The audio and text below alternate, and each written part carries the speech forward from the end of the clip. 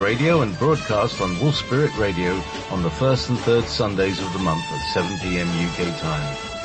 Simon actively encourages you to join the conversation by using the Ask Question menu link at the top of the page at wowwowwow.wolfspiritradio.com/listen. Please come early to ask your questions. Now, on with the show.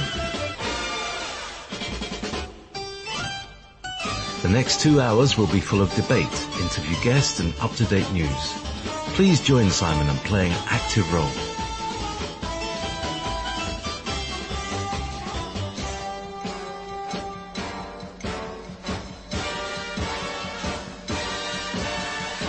Connecting Consciousness Show. You're listening to Wolf Spirit Radio. Good evening, ladies and gentlemen. It is the 5th of March, 2017. Thought I'd get that in there. If you're listening on Studio 9 Jam, great. If you're listening on Wolf Spirit Radio, great. If you're listening on Ever Beyond Radio, fantastic. If you're listening on Haggis Shack, Cosmic Reality, if you're listening on YouTube, and this isn't Studio 9 Jam or Simon Parkes' official thing, then go to Studio 9 Jam, because that's where the real action is, and you won't get all these adverts. Right, and I think that's me as far as the the anti-piracy clauses. Simon Parkes, good evening. How are you?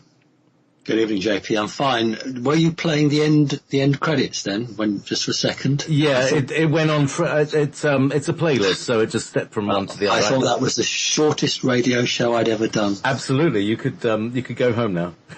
Yes, I could, but I won't. Don't go home until the job's done. That's right. That's for many of us. Right, let's crack on. It's lovely to be back, with the wonderful listeners and yourself. Right, I'm going to just go through a few bits which are quite important, I think. And a couple of people actually have emailed or texted me in with stuff which, interestingly enough, I was going to come on air with. So I sort of said to somebody, well, just wait and then listen to the radio show and you'll get your answer. So then we all get it at the same time, don't we? So yeah, that's a good idea. If you get any questions during the week, stack them up, and we can do exactly. Well, I thought I'd do that. One of the questions, which is this ongoing thing about Antarctica. Remember that just before the holiday Christmas break, Vice President, very very popular astronaut, and the Pope all visited, because it was considered that whatever was going to come out of Antarctica would change the status quo in terms of the religion, the economy, the political situation. Then, of course, Donald Trump was elected, and whatever deals had been struck with the old administration, didn't hold true. So they had to do a bit of a dance to see what was going to happen. Now, what's interesting is that Lockheed Martin, who are a very, very high-end designer, supplier, a corporate entity for military technology, have been put a call out for workers, subcontractors, to go to Antarctica. Now that's really important, because they are looking to start to take apart certain pieces of equipment they found, and Lockheed Martin have got the contract to start removing exotic technologies from Antarctica and bring them back to America. Now that's really important, because it means the Russians have agreed to let the Americans do that. And that's only because Putin and Trump at least have a dialogue where they would never have done with the previous administration. So Lockheed Martin are looking for contractors to go to Antarctica. That's a really important point. About Antarctica, the British newspapers, which are at the moment leading the forefront for disclosure, ran an article on Antarctica saying, look, what is this thing that's been found in Antarctica? It's appeared on Google Earth. NASA have taken pictures, and it appears to be, some people call it a pyramid, some people call it a big disc. And the half-heartedly or half-humorously, the Mail ran the article, is there a big city under Antarctica? So I just wanted to, perhaps give some background to that. a very long time ago, a very large alien spacecraft made a forced landing in what is Antarctica. The reason it landed there was because the technology that is based in Antarctica was already ancient at the time this spacecraft made the forced landing. They had to cannibalize the alien spacecraft, and because it couldn't take off, and then to start to build, I'll use the word loosely, to build a city around this spacecraft. So the core of the ship was used for the power source, or hardware, but then all the other bits were built around it. So what's actually been shown, it must be at least, must be a mile under the ice, but what's showing up is this structure, which is the original spacecraft and the associated structures that come from that. So that's what's being got at. And the hard thing was to be able to get down to it, to start lifting the technologies out. And that's what Lockheed Martin's been contracted to do. Now, if anybody sticks their resume or their CV into Lockheed Martin, they're not likely to get a job there. There will be people who already have contracts with the military. So that's one thing. The other one I want to talk about, because it's going to be all over the place today, there's so much happening. Part of America did get a bit deluged with the Orville Dam, which is in California. Heck, you know, they need a bit of rain in parts of California, but they got a load of water when the dam went. Well, California, of course, is always associated with the gold rush, and there's huge amounts of water stripped away the surface rock, and lo and behold, they found gold. So there's a mini gold rush in California now. And somebody who I know very well, having a little chat, and it actually reminded me that this dam is called the Orville or the Oville Dam, depending how you pronounce it, the Orville Dam.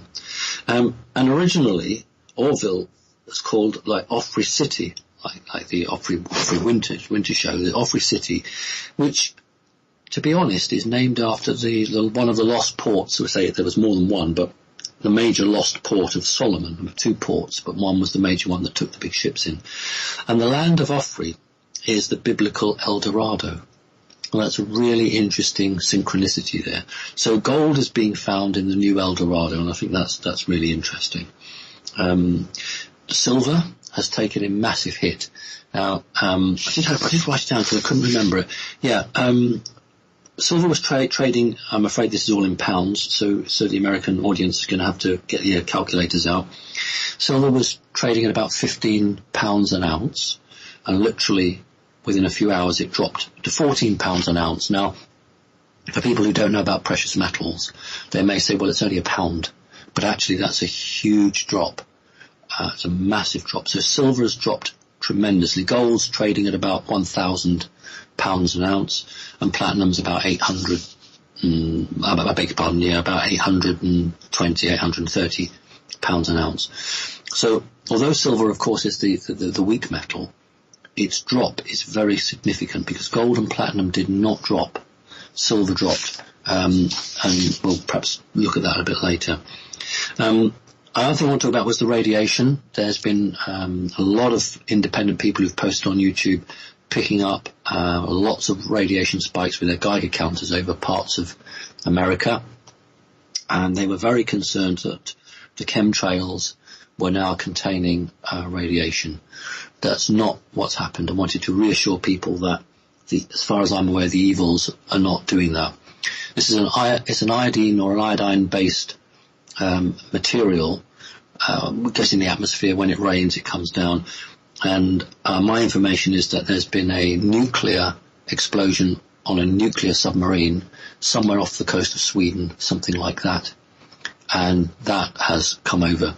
So it is a nuclear accident. It's an accident. It's not a sabotage. There's been an accident to a nuclear-powered submarine. I don't know whether it's American or Russian, but that is responsible for the high spikes of radiation over some American cities. So you are not being poisoned with radiation deliberately. That's what that is. So that, I hope, helps a little bit. The other thing I wanted to talk about was the financial situation.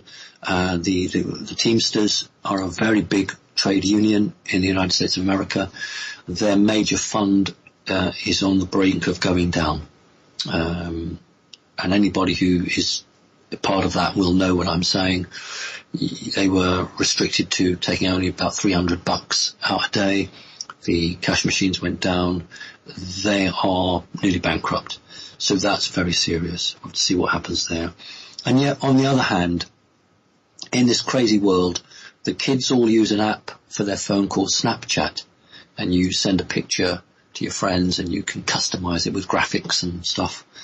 And it hasn't made a penny profit. Snapchat hasn't made a penny profit, but it's valued at $20 billion.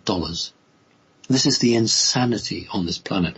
So they floated it on the stock exchange and it realized something like 300 million in a short period of time. And yet this is a product that has never sold anything. Well, this is how the people's psyche, the minds are. Will go with something even when it's just a pack of cards. And these are the people who are making the huge financial decisions for this planet, and that's what's so wrong. Talking about now, 15th of March is a general election in Holland. Kurt Wilders, the right-wing candidate, looks like he could win the election. If Kurt Wilders wins the Dutch election on the 15th of March, and he can form a government, that's the key point. If he can form a government, I can tell you that Holland is coming out of the European Union. Now, I was not wrong with Brexit, I was not wrong with Donald Trump, and I won't be wrong with this. The only point is whether he can form a government. The way that countries that have a sort of proportional referendum system, it's not like one person, one vote. It's a very complicated system, and some countries have it and some countries don't. But it means that you could be the largest party but not be able to form a government. So it's very possible that Kurt Wilders will do very well at the election but not be in a position to form a government. And what I'm saying is if he can form a government, he will seek to take Holland out of the European Union. Now, Holland is only a small country, and with the greatest respect to the Dutch, that don't have the huge impact that, say, Britain had when Britain left the European Union. But we've got elections in Germany and France later this year, and if the Dutch come out, that puts even more pressure on the Dutch, on the Germans and the French to also come out. So it's really hotting up. Right across the board, it's hotting up. Right, that's the end of my news now. I just need to thank people very quickly before we move on to the questions. People have donated, and it doesn't matter whether it's $1 or $30. And I just pull the top lists out. It doesn't matter. Some people here have just donated $1. It's not about how much. It's the fact that they have supported me and given me the strength to keep going. So I'm just going to quickly run off the names. First names only. Don't want to compromise anybody. Glenn, Stephen, Proctor, Michael, Christine, Missun, Ursula, Saud, Dawn, Bill, Marcus, Sanctuary, Lilybo, Ryan, Jamie, Shri, Joanne, David, Bruno, Padel, Jackie, I like this one, Etsy, Charlene, and Anjay. Anjay, that was a very helpful donation, thank you. Gerald, Ronald, Astrid, and finally Eva. So that's my thank yous. I'm just going to quickly now round off with this. Both Win Keach and I attended a meeting. I had made and alluded to this, a very, very important meeting. We both went to that meeting, and unfortunately, we have been asked not to go public with any of the details from that meeting. I know it was an important meeting because that morning I felt really ill, and on my way to meet someone, I was a passenger, I had to drive somewhere to be picked up. I considered twice pulling in and just cancelling it, and I thought, no, you can't do that, Simon, because you're in this for the long haul. You have to see it through. You've got to do this, and I was really not well. Both Win and I attended the meeting, and I was having to run to the loo to actually be sick. And I will say this, I was bringing up blood. But I was determined to keep coming back, being in the meeting, I did that meeting. I was very privileged to meet a most wonderful man. We got on really well. And you know what? Within 2 minutes of leaving that building, I was fine. So the attack was purely aimed at me at that meeting, and I was not going to crack. I was not going to give in, and I did that meeting. And I'm really proud that I didn't buckle and give up. But it was awful, horrendous. But you know, those people who are responsible need to listen to me, and I'm not stopping. Right, the other thing I just want to quickly say is that I had an approach from somebody who makes films. No, they don't want to make a film about me. I wouldn't be interested in that. But they are very keen to do something like The Matrix. They want to make a film that is a blockbuster and exciting, but has a lot of truth to it. They want to try to bring truth out there. And I've been asked in a very small and humble way whether some ideas could be bounced off me, whether they are actually rooted in truth. So the person has got an outline, a plan, but they want to try to bring disclosure through this film, and they're asking me would I be prepared to, assist them, and I've said yes to that. All right, so there was a shed load of stuff to say today. I'm sorry to have taken people's time. That's fine. But anyway, thank you very much. Now let's get on with the questions, eh? Yes, indeed. Well, you remember last week I was having a bit of trouble getting the questions, and something in the website kind of got a bit, let me say, constipated, let's say. And so I've had to, I've replaced the mechanism by which you make a question. And so the behavior is slightly different when you hit the send question button. You come back to the chat room. That's normal. It's fine. And thank you for everybody who's attended. There we go. I think something just happened on my screen. I think the listener report server has crashed. Anyway, meanwhile, everything's good. We're all good. Well. So, Simon, we have a nice, huge pile of questions today. I mean, it's massive, ever since I started. So I have a very, now where's that? All right. Okay.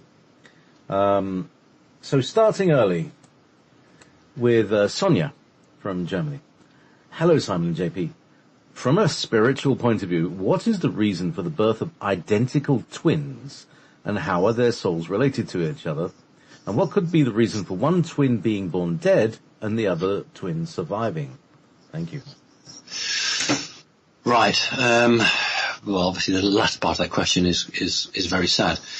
When not to be confused with twin flame or soulmate, when one, for want of a better word, one entity decides that it wishes to experience separately.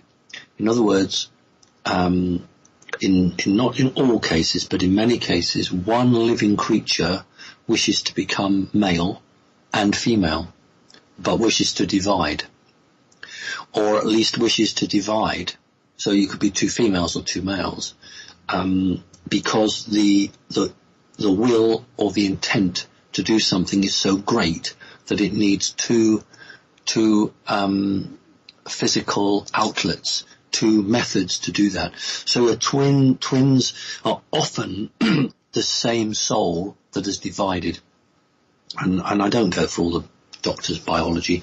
That, as far as I'm concerned, is why they look identical, why they act identical, not in all cases, but in many cases, why they are telepathic. And unfortunately, that is why the evil people go for twins, and from MK Ultra, through the Masonics, through the Satanists, have always targeted twins, because twins will have something that others don't have, which is this psychic connection with each other, which means they've developed the psychic gifts very early, and then they're abducted and taken onto military programs. They use their psychic abilities elsewhere. Now then, the hard question actually is, why does one die and one doesn't? I haven't seen any statistics, so I don't know what the proportion of one twin dying is in relation to deaths per live births. Where a mother has more than one child, but they're not twins. So I don't know whether that's more than normal or less. What I can say is that when energies are contained, they can be sometimes so huge that something can go wrong. Also, if souls are going to incarnate on the planet to do a job of work, and something alerts something, I can only just say that there is a trap or there's something going to happen, then that can happen. And obviously there's also the standard biological reason that there may be a biological disease or something wrong why the mother can't have that. So I don't know whether the loss of a twin is above average or below average, because I haven't seen the statistics. So that's a bit difficult for me to answer. But I hope the first part of the answer was a good one for you. Thank you. Yes, indeed. So, question from Pam at Pam. The question: Dear Simon, can you tell us who is in control of WikiLeaks now, and where is Julian Assange? Right. The American intelligence is in charge of WikiLeaks. Not the Russians, not Julian Assange, unfortunately, or fortunately, depending how you view it. No, it is the American intelligence network. But oddly enough, it is an element of the NSA and the CIA who are electronically controlling it. Remember that the NSA have the computing power to do anything over the planet. So you couldn't really do anything unless the NSA were behind you or supporting you. So from the electronic standpoint, it is the NSA. From the controlling part, it's split. Part of the CIA was against WikiLeaks because they were acting under orders of Clinton, and another group of the CIA were supporting the FBI. For the listeners who perhaps haven't caught it, one member of the CIA and one member of the FBI both referred to Hillary Clinton as the Antichrist. Now, that's a fact. That's been reported in the established newspapers. Now, that means that there were sizable groups in both the FBI and the CIA who were dead against the Clintons.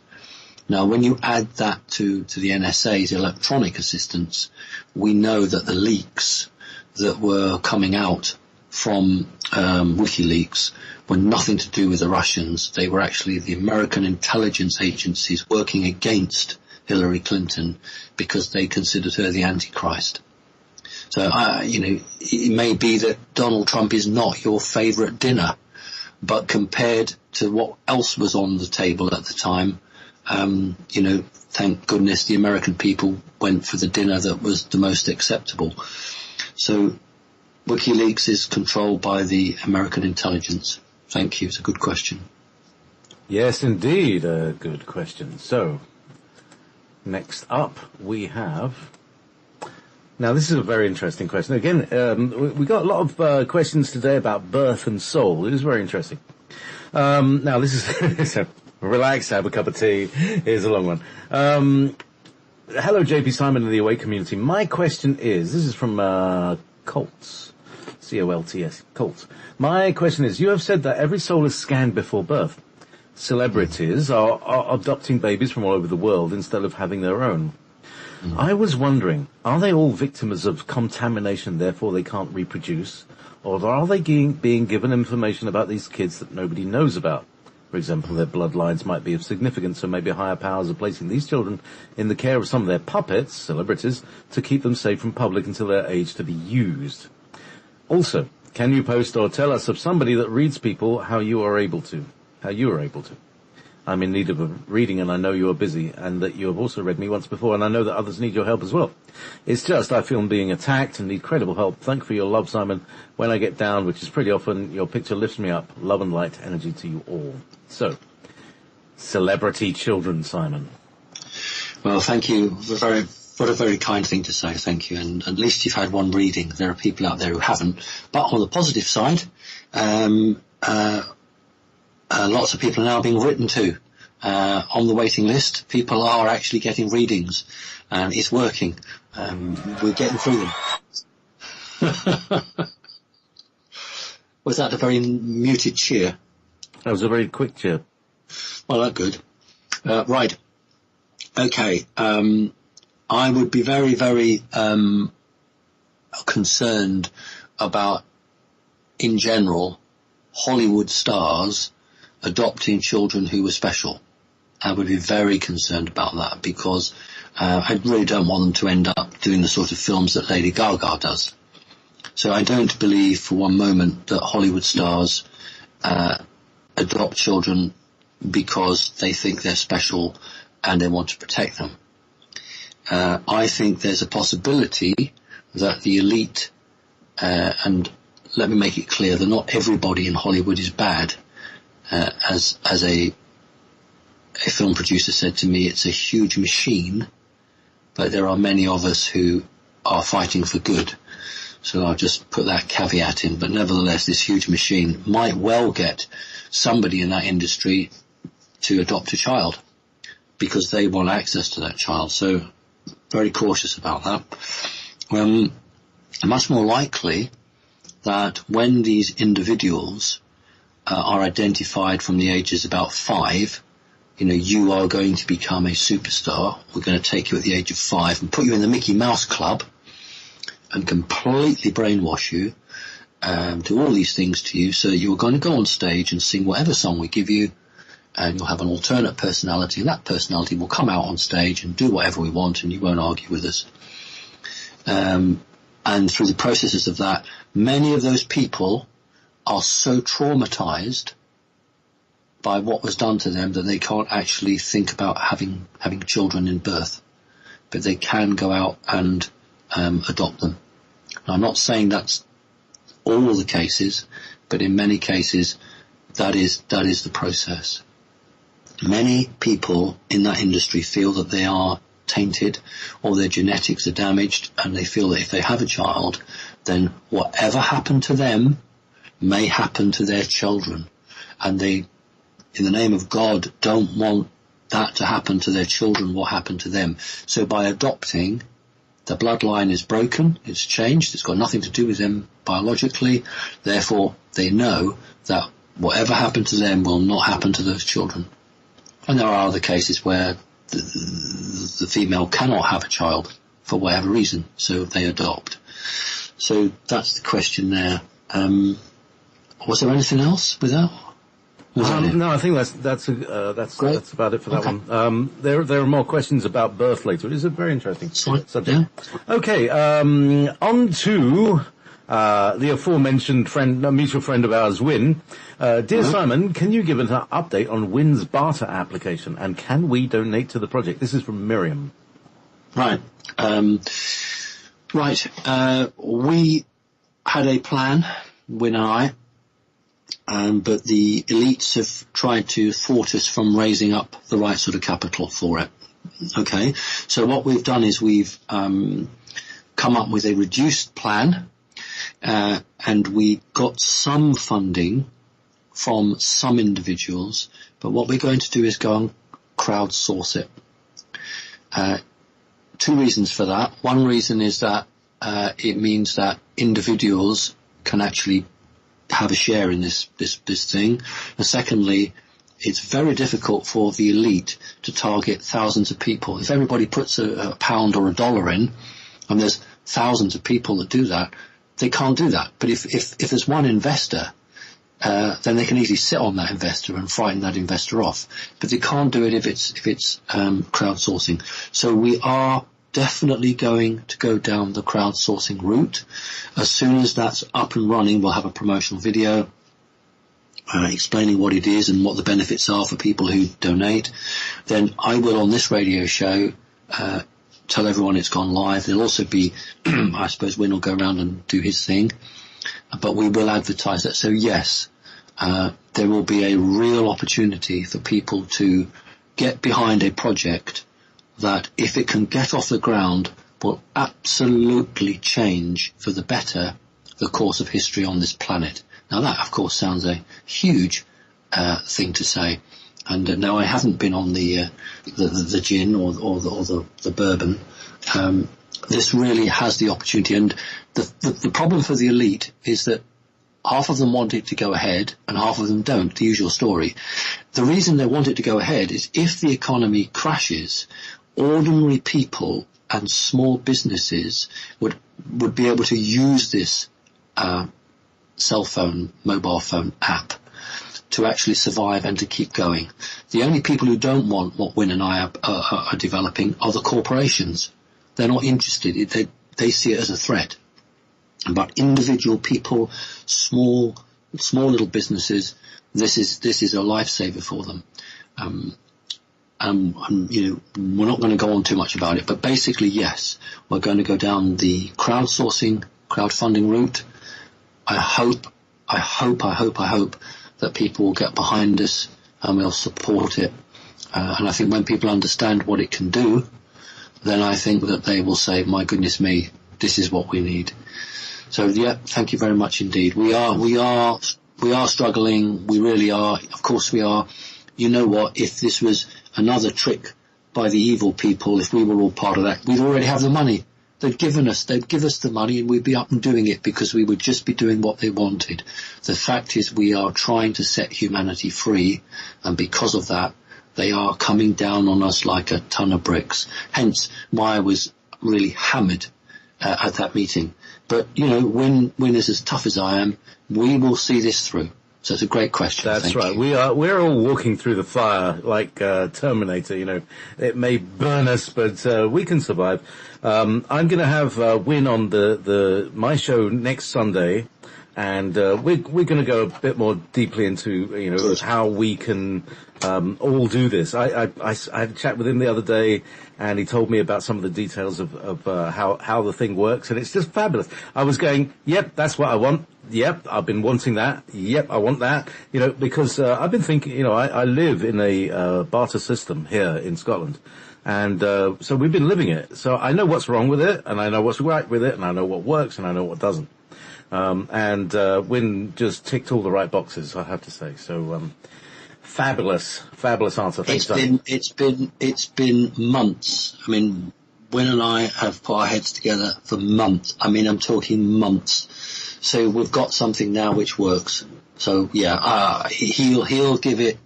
He is the creator behind this. Yeah. I only support him. So he is the right man to lead it at the head. We'll do some fleshing out next Sunday. So, next question from Bella. Reptilians. Dear Simon, this is a good question. Can you please explain the difference between Draco reptilians, raptors, Elohim, Nephilim, Anunnaki, and others? Some are hybrids, some are Dracos, what's the deal? What's the percentage? And, what can we expect to be abducted by of an evening? Right. Well, welcome to the fancy dress party, because that's probably the best way. Would be a visual way. I think the best thing actually, and I'm being quite serious, is if we can get, I don't want to call it a rogues gallery, that really wouldn't be very fair. But if we can get some pictures, some artwork, and stick it on your website or something, with the names underneath it, that will give people a very clear physical representation. I'm not going to go through all of them because we've got loads of questions and I'll move on. But interesting. Last night, I've been editing Alex Collier's latest webinar, and during that, because we lost the picture, so I had to gather loads of questions. And one picture that I did get, and I'm just going to share my screen with you just for a second, is this, and then I can, if you like this one, I can put it in the chat room. Okay. No, you don't have to turn your camera on. You don't have to turn your camera on. Yeah, that's all right. Oh, okay. So I'm just going to share that screen with you. This is a photo, well, it's not a photo, it's a drawing. Tailless reptoid, a Draco, and what looks like some form of grey. So can I throw this in the chat room for you to illustrate around? Yes, you can. It'd be absolutely excellent. Fab. Okay. On you go, and by the time it's there, they'll know. I'll talk to the picture because Please. That's what people will say. Hello, sorry, did I change it? There we go. No, it's just everything else is. I'm looking at eBay now. You've bought something on eBay. How dare you buy anything? I need to get this from the. I need to get this into the chat room. So give me a moment, and then we can. I'll put it back. I don't need. Listen. Yeah, you know what they look like. Only joking. The Talus reptoid. Right. Remember that when we see drawings, everyone's perception is different. It doesn't mean that the person is wrong. What it means is that their take on what they saw is what they saw. We have to always be careful that we are not having false images placed into our mind. But that said, the Talus reptoid is a non-royal reptilian. The drawing that you've put up there does not look to me like the soldier rep that I understand. What you look as if you've got there is a native reptilian. Now, shocking as it may be, there is a native group of reptilians that live under the earth. They are fairly benign to humanity. They do not come onto the surface, and if humans go down, they are sometimes killed or sometimes just thrown back out again. But it is a we wish to be left alone type of environment.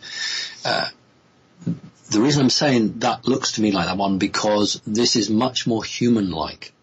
The thin waist, the type of the arms, the legs are all very, very sort of humanoid, which means they've grown up under the same gravity as we have.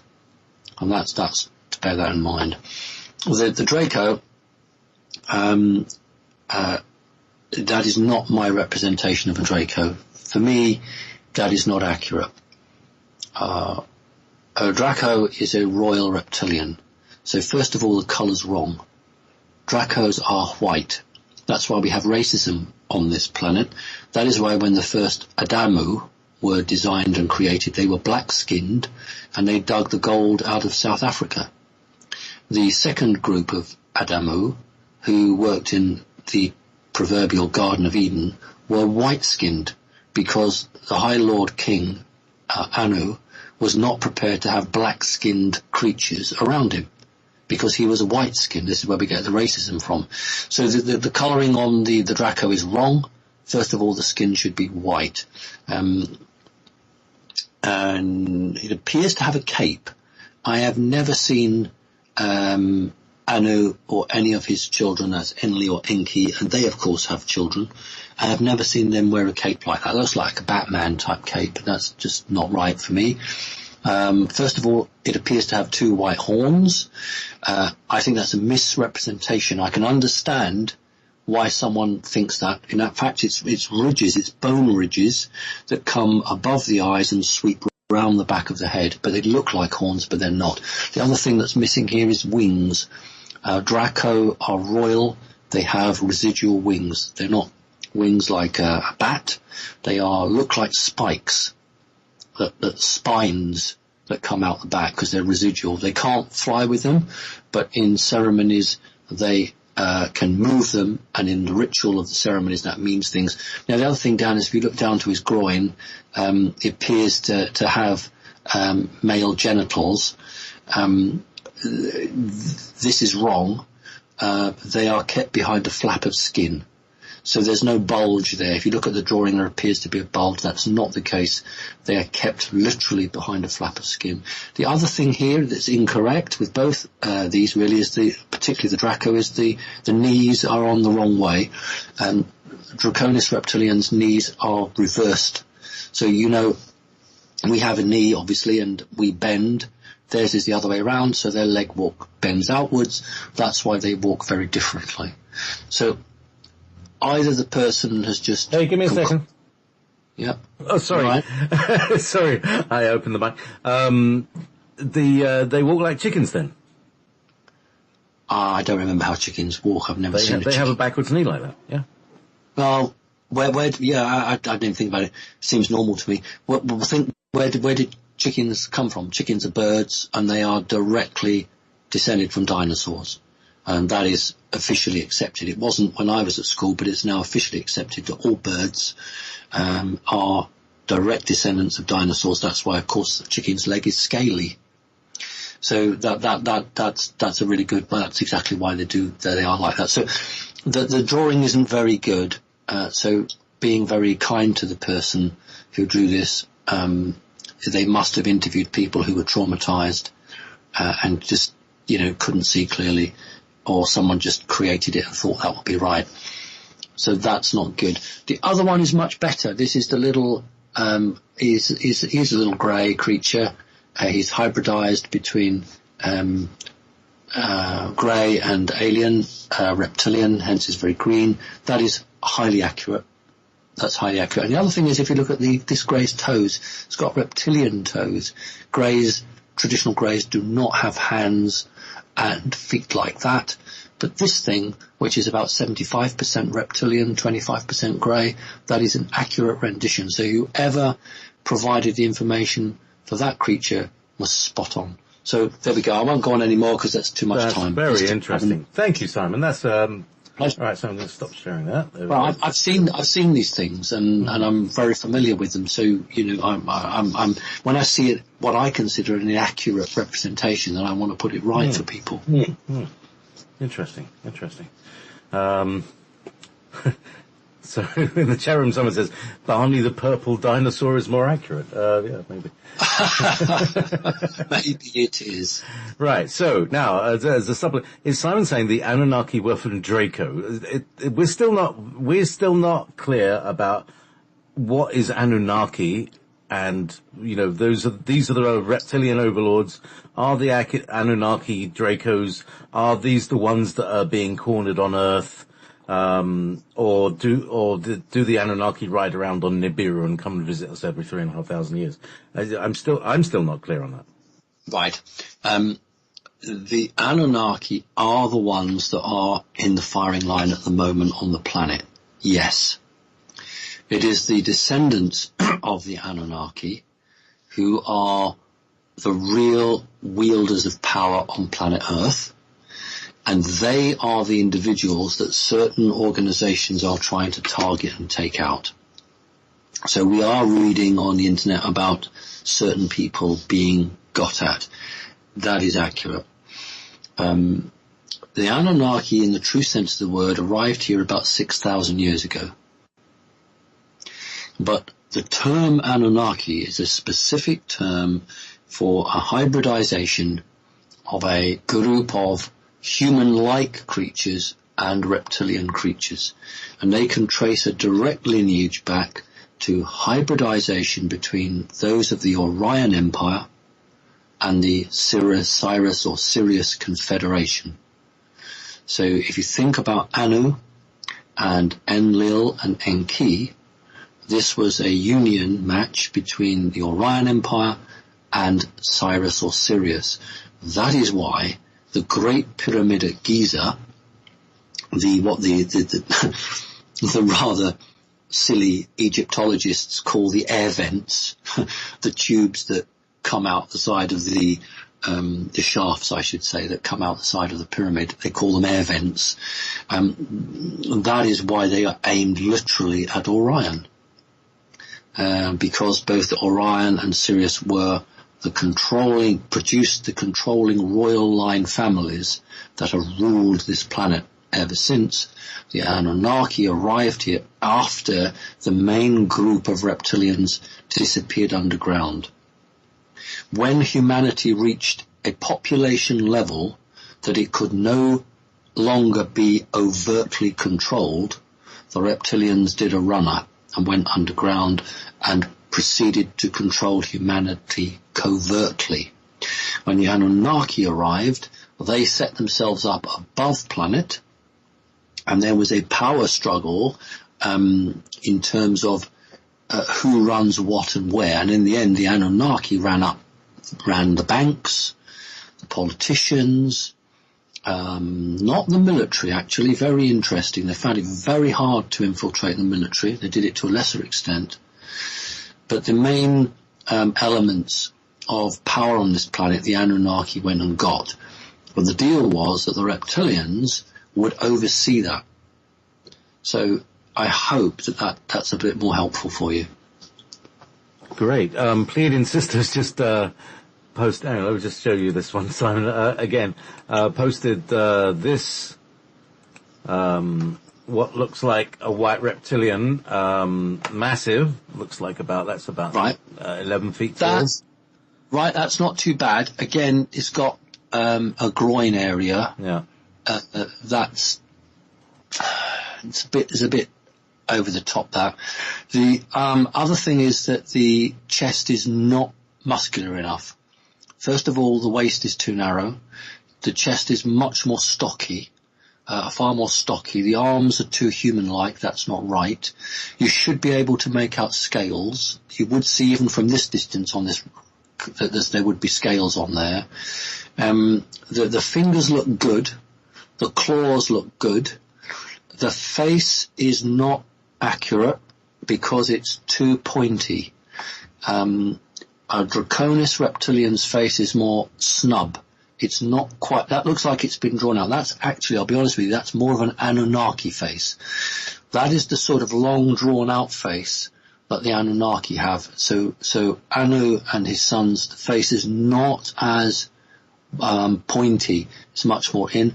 The wings, I like the wings because they're smaller, but they're still not accurate.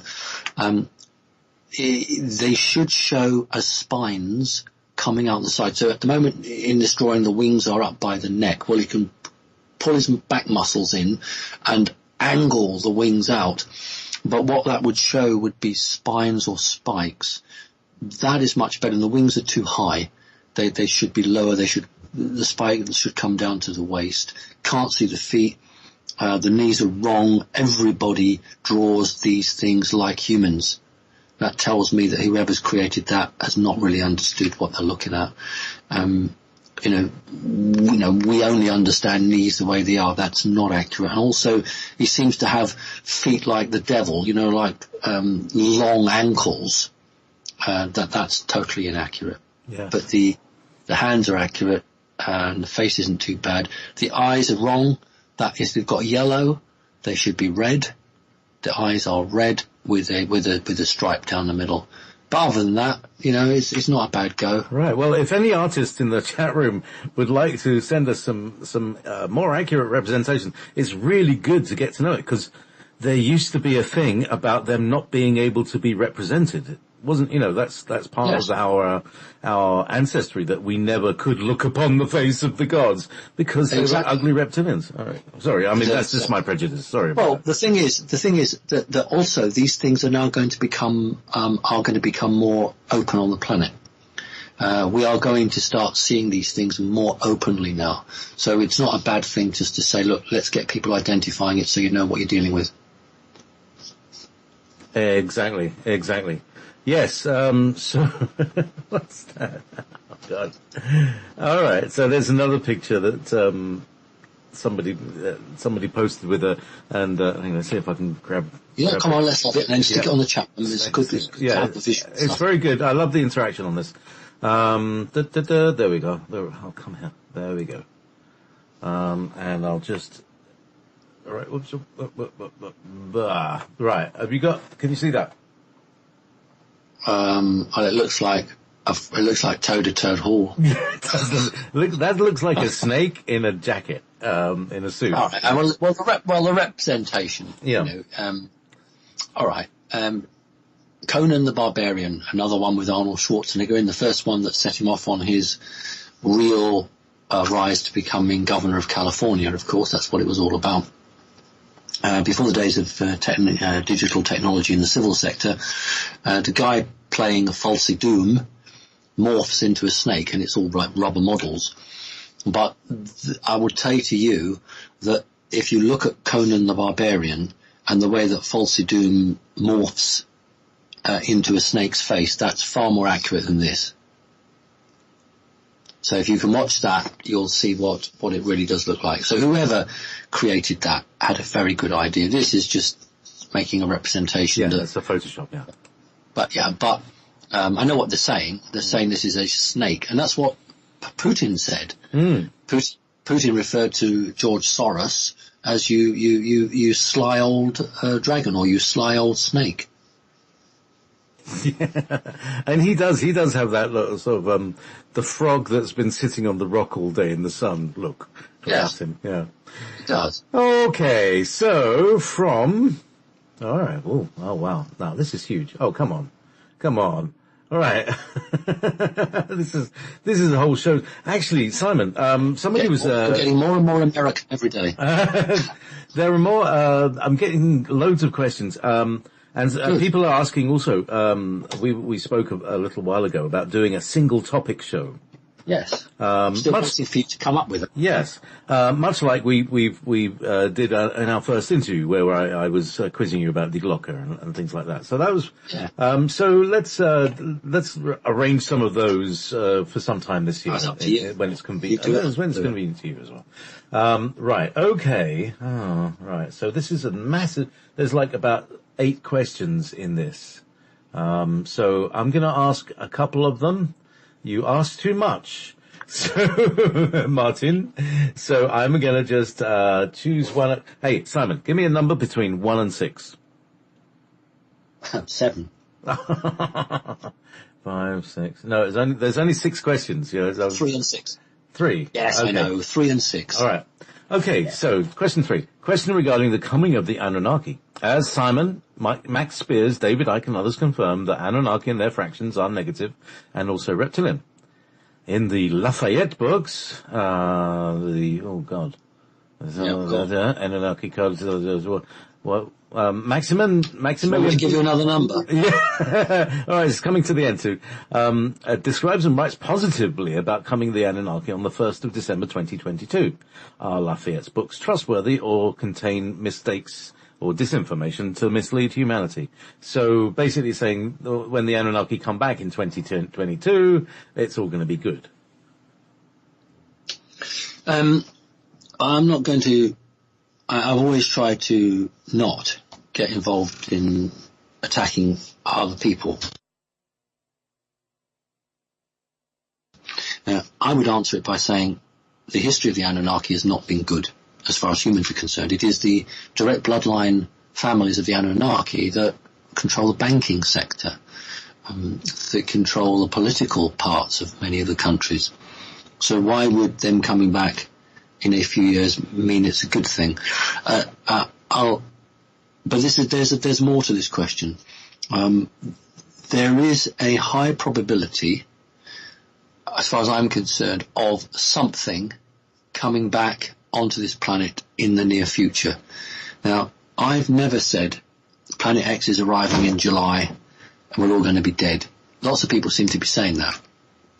Or August or June, and then June comes along and then they push it through the next month, and that doesn't happen, so they give it another month, and in the end you stop listening, don't you?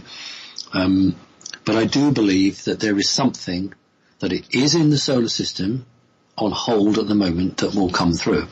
And so does the Vatican. That is why people in the Vatican are absolutely terrified of this particular entity group coming back, because the Anunnaki who have been running the planet would then be answerable to this higher group. So it would not be the Anunnaki coming back. The Anunnaki are here.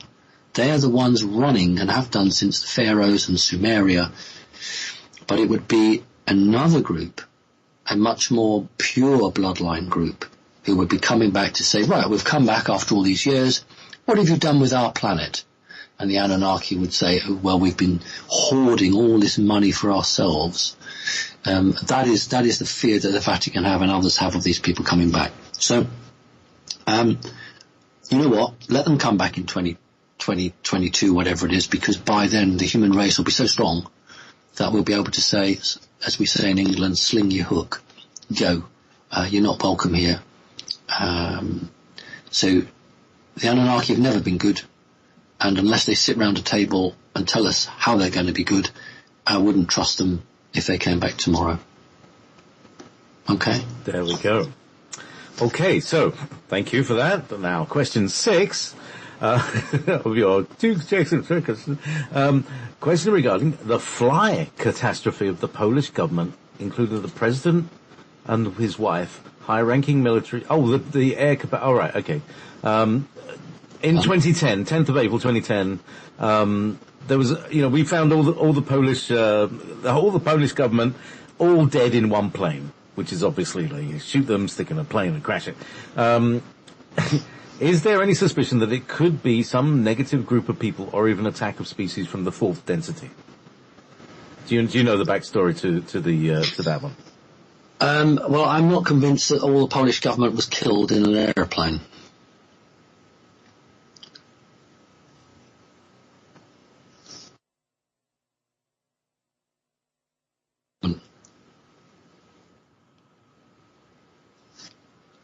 Okay.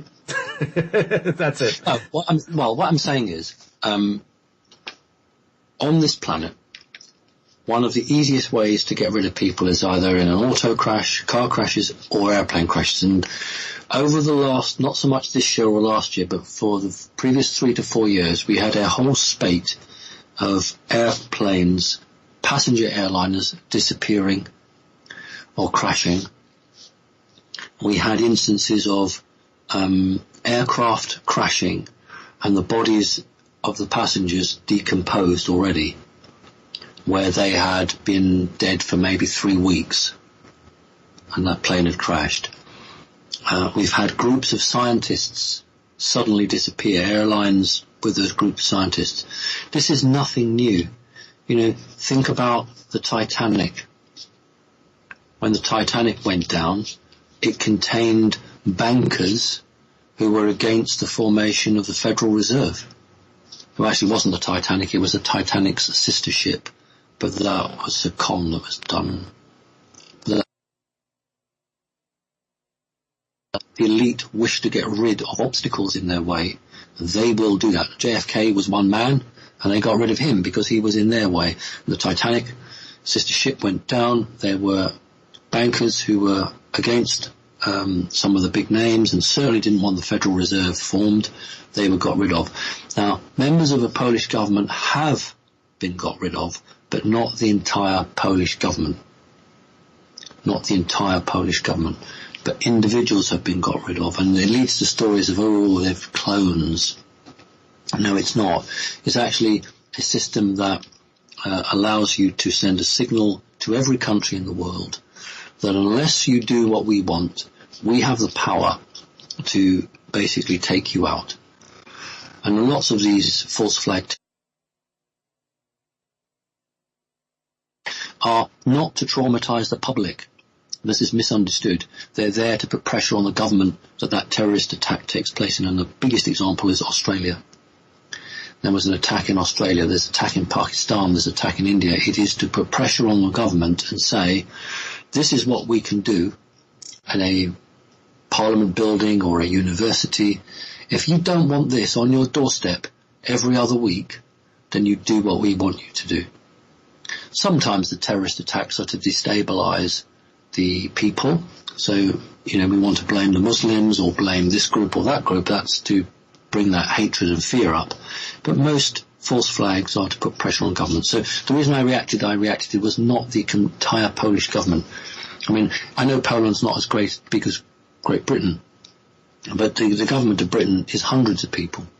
Hundreds. It's not just the Prime Minister and someone else. A government is hundreds of people, and hundreds of people in Poland weren't killed. All right, no, that was just my, I kind of summarized it in saying right, all of those. That wasn't the question, so. Right, I'm very literal, and if whatever's read out to me, I will respond to whatever's read out to me. Okay, so listen, I want to read something out to you, Simon, because, this is a question, it's not really a question, but may I please share? This is, his name is, in fact, John Barry, which is, the name of one of the orchestra leaders from the 1960s who did the Danger Man theme, I'm pretty sure. Anyway, this is not about that either. it's a kind of, I'm going to put a piece of music on after this, but just listen to this. I'm a regular listener to this broadcast, and when I can't listen to it live, I will listen to the recording on YouTube. I notice sometimes that some people put very negative things about Simon in the comments section. Even though I understand that people have the right to their opinion, I find that some people go as low as to really insult Simon and accuse him of all sorts.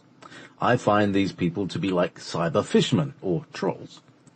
I've followed Simon's work for about 2 years now, and I always had a good feeling he was a nice and genuine person. And this was confirmed when I had my consultation with Simon in July 2016. During that 30-minute session, we got talking about what I liked to do as a child. I explained that I liked to play with radios and that I had a fascination with them from the age of 18 months till I was about 6. The next thing Simon then said to me was, yes, and it's nice to look at the inside of them and see all the components, isn't it? I was surprised when Simon said that to me. He actually knew, without me having to say anything about it, that I liked to take radios apart back then, just so I could see what the inside looked like. If Simon based his readings on, quote, educated guesses, unquote, he would have said something like, yes, and you like to throw those radios about, didn't you? And as this is what most toddlers do when you give them something, bless them. The point of me sharing this story is that I can assure all the cyber fishermen, trolls, out there that Simon knows what he's talking about. And if what Simon or anyone else in the alternative media says doesn't resonate with you, then please find something that does. And don't waste time writing horrible things about people you seem to know very little about. Thank you, Simon, JP, and all the listeners. Be blessed. Well, that's very kind. I have to be very honest and say I don't remember that particular gentleman, which is a shame. I don't remember everything like that. I do have a psychic gift, a psychic ability, and I use it. I think that the creator of Danger Man was something like Edmund or Eamon Ashley. Yeah, and Edmund Astley. That's Astley. He may even be related to Rick Astley. You never know. Right. Rick Astley is the famous, you're never gonna give you up kind of guy. Anyhow. Right. Cup of tea time. And, I pulled out this one. Do you remember Dire Straits from the 1970s? Sultans of Swing. Oh, lovely. Okay, we're back. Sorry, Simon. I just gave you a big blast of feedback there during the time before my amplifier switched off and the microphone cut in. There we go. Well, there was Sultans of Swing from Dire Straits. Any insights over your tea making? Yes. Good. Somebody's just sent me a very helpful message saying that the white Draco, that we have the graphic there, which is in that building, looking down on that guy, was from Corey Good. And I like, if people have got any time, there's a very recent interview with Corey Good, and there seems to be a disagreement occur with the panel. I haven't seen it. I've only been told it by 3 different people who've said that Corey Good was saying that he thought that disclosure should be over a 10-year period, and other members of the panel were sort of up in arms saying no, disclosure should be now. So I'd like people to have a look at that. If that is Corey Good's drawing, then it's not very accurate. So I'm just surprised. I mean, it may not be Corey Good. That's what someone's just sent me a message saying. I think that's from his website. All right. You know what it looks like? It looks like something out of a video game. So it may be somebody's impression that has come out of a video game. Yeah. Could be, yeah. But I want people to look to check this out, because I want to be absolutely clear. My standpoint is that the human race is ready for disclosure now. I would never, ever, ever sign up to any program that said you can have disclosure in 10 years' time. We should have had it yesterday. I want that to be very clear, because I have it very personally, because my grandfather always used to say that the people weren't capable of making any decisions, and only the elite could make decisions for the people. And I don't accept that. I think that we need to give people much more respect and a lot more trust so that they can cope with it. So as far as I'm concerned, and that was one of the meetings when I was hammered like, I could say the word, hammered like hell. That was a meeting to talk about disclosure, and I know for a fact that it is a very, very hot topic at the moment, and I am absolutely adamant that disclosure should be like now. So if other and it's a big if other people in the alternative industry are saying, look, we need to do it over 10 years, that's wrong. Anyway, that's just me on my high horse. Let's get on with it. Get down. All right. So, all right. This is a good one. This is about a dream of reptilians. Okay, so again, this is a story. Let me just see. Right, okay, so about 6 months ago, I began having 1 to 2 days per week where I don't eat meat. However, I noticed that I get strange dreams on the days where I don't eat meat. I had a dream where I was in a valley with other people. We worshipped reptilian gods that created us. However, I realized that they were not gods at all and they had deceived us into servitude. I was on my way to tell the others about it when suddenly a great reptilian in a purple robe appears before me. "Why have you betrayed us?" he asked me. I don't remember the rest of the conversation, but I ended up being thrown out of that valley. I've had multiple dreams like this, and they all happen on days where I don't eat meat.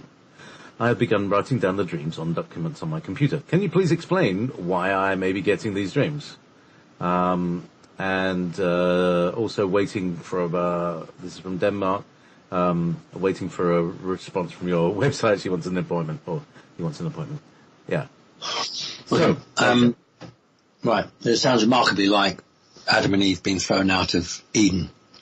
Doesn't it? And there will be soul fragments in many people who will be able to share some of those insights. It's not just one Adam and one Eve. Although there is one major Adam and one major Eve, there are many, many people that have soul fragments. It's like, someone says, "I'm King Arthur," and then someone else says, "I'm King Arthur." Well, actually, there are many, many soul fragments that will be King Arthur. There are many, many soul fragments of many people. I think, without seeing a photograph, I would really need to see a photograph of the guy. If a person contains a sizable proportion of reptilian soul, then that is rebelling when the physical body is not given meat. And the dreams that are occurring are either, depending on the message you take from it, either to try to force you back into eating meat, or it's more positive actually, and it's saying you're right to give up meat because this is what it's all about. This is the control element, and if you give up meat, then you will be free. Because the dream is about being free. That's what we're being told here. This dream is about being free. Yes, you are being expelled, but that is freedom. And so if you're not eating meat, you are becoming free. I think that's your higher self sending you a message. So positive. I'm sorry that you haven't got through. Please send another email, because we are picking up now all of the new emails that arrive, and we are going back through the old ones. So it's worth your while pushing in again. Thank you. Fabulous. I don't think people really understand how much work it takes, how much time it takes to sort through emails. Each one takes maybe half an hour, and you have, I could imagine, thousands. I mean, we've right. Yeah, go on. I've got someone who's come over from America. I'm not going to say who they are. They come over to America. They're staying in Whitby at the moment. They want to do a very short interview, and they've actually said they would be very interested in doing like a synopsis of a day in the life of me. And at first I thought, no, I don't want anything to do with that because that's just like, I'm not into it. But I thought actually it would give people an indication of what happens. First of all, from the email point of view, when somebody sends an email saying I'd like an appointment, an email goes back saying, yeah, okay, fine, and an appointment time given. Now, if that person's in California, then that's sort of 7, 8, 9 hours difference. So first of all, there's a problem. So no, that doesn't work for me. So another email comes back. Okay, well, how about this? What day can you do? This is the slot we've got available. So one person may take 3 emails to get booked. I get a lot of emails, and I'm really glad I do from one perspective, but I'm not a big machine. I'm not lots and lots of people. I'm not one of these great, American, on the alternative industry who've got lots of people around them. I don't have that. I have a very small group of people who really give out of their love to help. But then I go to meetings and I get hit hard, or I have people who I work with who are getting psychically attacked, or they have deprogramming issues. I'm going to share something with everybody. There are no names because I protect all of my clients, but I'm going to give an example here. A number of years ago, and I will do this because I think there's a lot of people who don't understand what I do, and I think I'll just take a couple of minutes to give one example. A number of years ago, a mother brought her child from Canada to see me because she felt that the child was going to kill herself. This young woman was 16. The very day before they arrived, this young woman stepped out in front of a police car in Canada. The police officer was a man, was able to stop the car in time, and then we don't have this in this country, protective custody, arrested her for her own protection because he said that she was going to do suicide by cop. Something we don't have in Britain, but I know in the States and Canada you do. So anyway, this is interesting. This is about 4 years ago. The police were ready to send her to a psychiatric secure hospital and have her assessed, and the mother shot down there and said, no, we're going to see Simon Parkes in Britain. And lo and behold, they let the girl out to come and see me. Wow. Now that is amazing.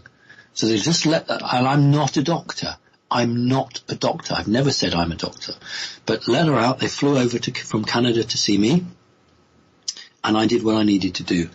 Now, sometime later, about 2 weeks later, I woke up at 2 o'clock in the morning British time. 2 o'clock in the morning. And I don't normally do that unless I'm a bit peckish. But I woke up at 2 o'clock. I thought, what's this about? Wasn't hungry. Went downstairs, made a cup of tea, and 15 minutes later, a text came through. I always keep the phone on because that's what I do. The text came through from this young woman, and the text said, I'm sitting by the side of the bed with a pair of scissors over my wrist. And I able to text back immediately to defuse that situation to prevent her cutting her wrists. Now, I was woken up for a particular purpose to make sure that I supported that person. And I have people like that who need that help 24/7. And that's part of what I do as well. I also work with WIN to try to change the planet. I also do interviews. I also do this radio show. And God help me, I try to have some sort of normal life. So I want people to understand that I'm not just someone that sits in an armchair and strokes a cat and says, oh, I think I'll go out and do this. And anyone who's listened to the radio show hears my phone going off 20 million times to a dozen. I've actually turned it off today. But I did check it at the break time. That is the level of support. And when I set myself up to do this, I didn't realize what a vacuum there was, what a need across the Western world there was. And that's why I'm inundated. And what I'll do is I'll go through these emails and I'll say, who is desperate? Who really needs this? Whose life is at risk here? And we'll prioritize those.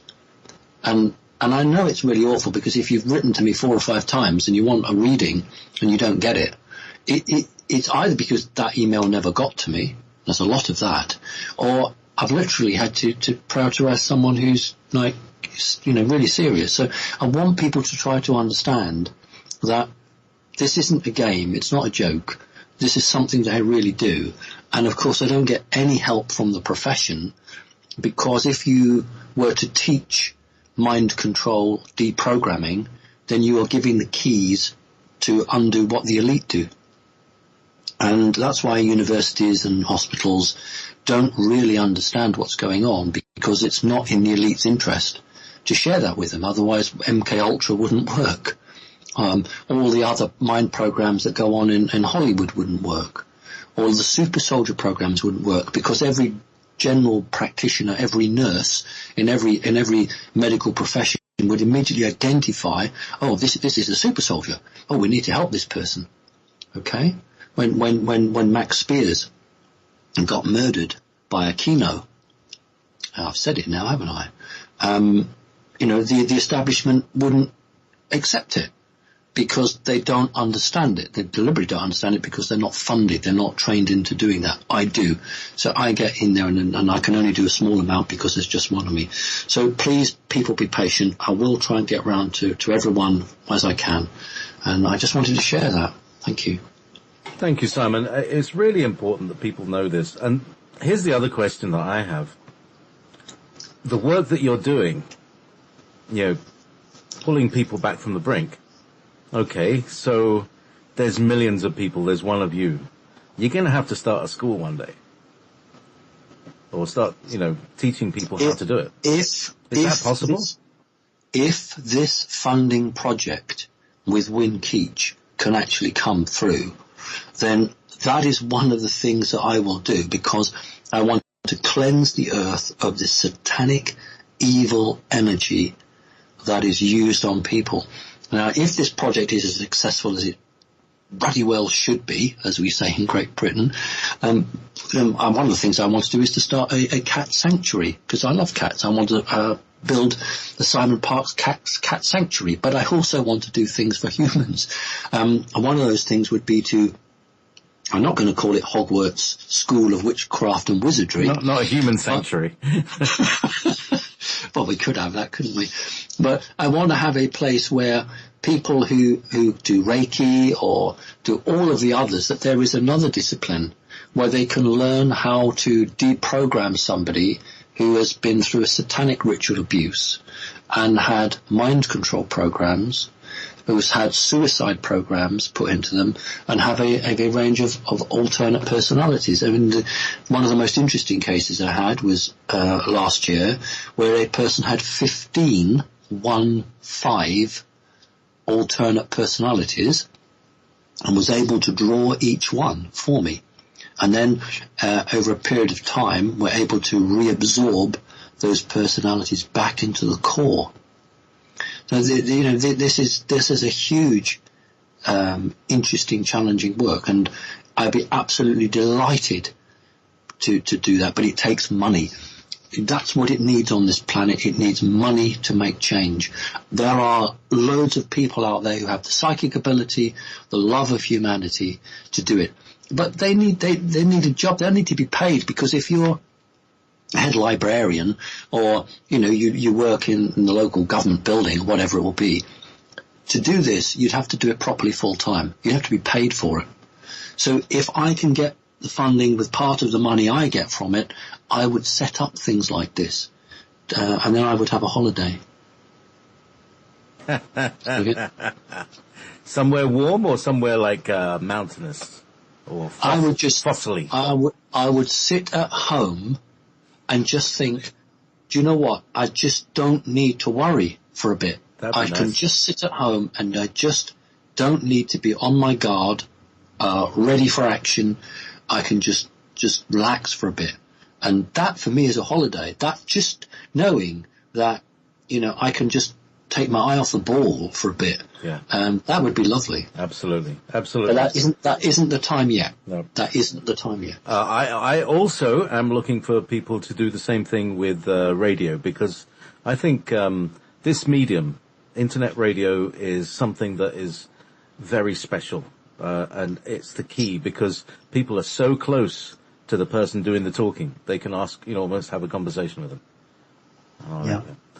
So, moving on to our lovely friend, Fran Derbyshire. Ancient gods and their accessories. Dear Simon, it would be great to know your understanding of an aspect of scores of ancient cultures, some of which are Sumerian, Babylonian, Etruscan, Armenian, Syrian, Mexican, Indonesian, Chinese, Egyptian, and lately in Göbekli Tepe. Those little handbags carried by the gods and elders depicted in carvings has caused much inconclusive debate and guesswork. Please enlighten us as to what they are and why are they depicted worldwide. Thank you for JP and Simon for this great show. Thank you for your sincerity in spreading the truth. And this, again, is personally one of my what the hell questions, is because they also have a watch thing something that's on their wrist that looks like a watch with 12 segments. Yes. I'm going to draw attention to the watch. The Assyrians, particular, and the Sumerians depict this watch. It's particularly shown on the fish god, where they wear a hat very much like the Pope's hat, actually, the fish head, the mitre, where by and large it comes from. Right. It's not a watch, but for all intents and purposes, that's exactly what it looks like. A strap with a round dial on the front of it. It is interesting that when alien species are on the planet, their psychic ability is reduced over long distance. If you have a real solid 3D grey in your room, it won't have any problem in psychically connecting with you. But over a distance, they lose their power because they're in a third density. The watch device is part of a mechanism that allows psychic communication at longer distances. So it's a sort of mobile phone, but you don't talk into the watch. You don't, lift your wrist and talk into it.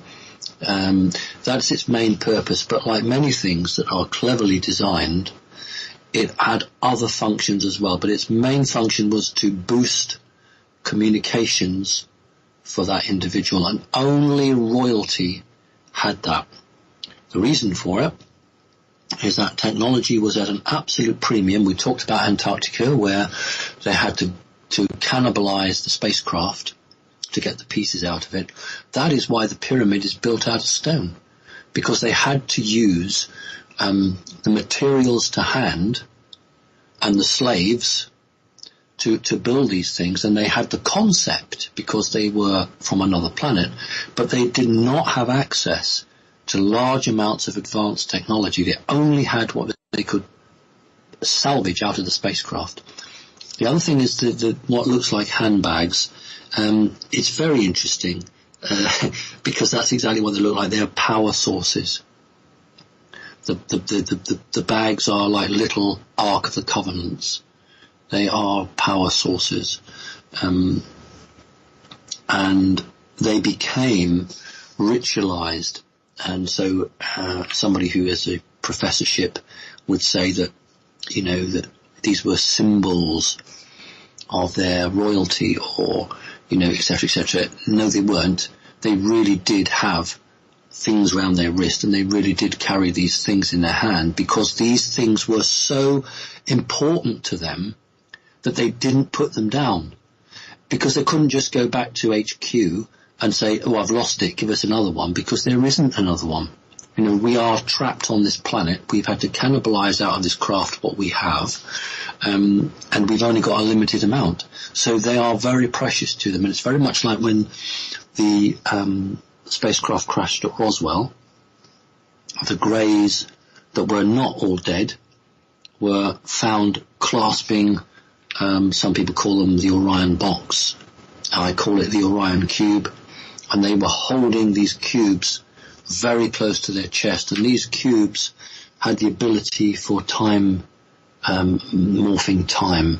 Now we call it a handbag, that these Assyrians and other cultures had, were power sources, and because of that, there wasn't unlimited power, but any device you attached to it had enough power to do something. So it was their life support system.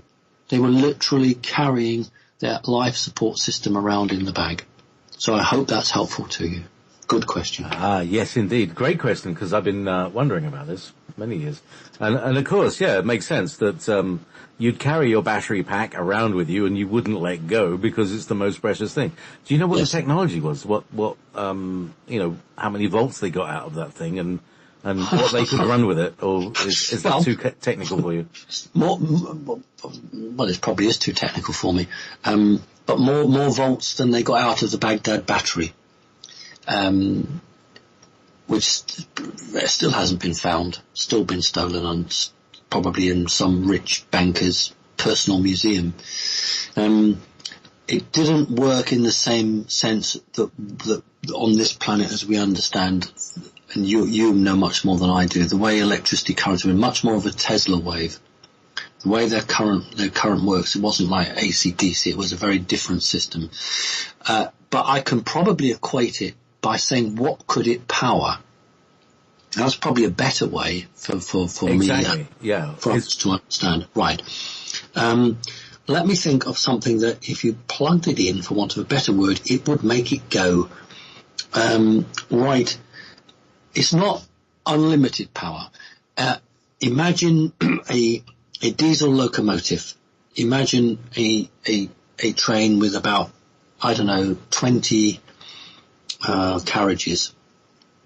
It would have enough to push that along an upper hill.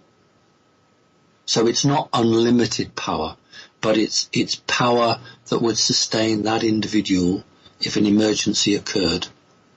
So if you used it wisely, you would have enough power to broadcast anywhere.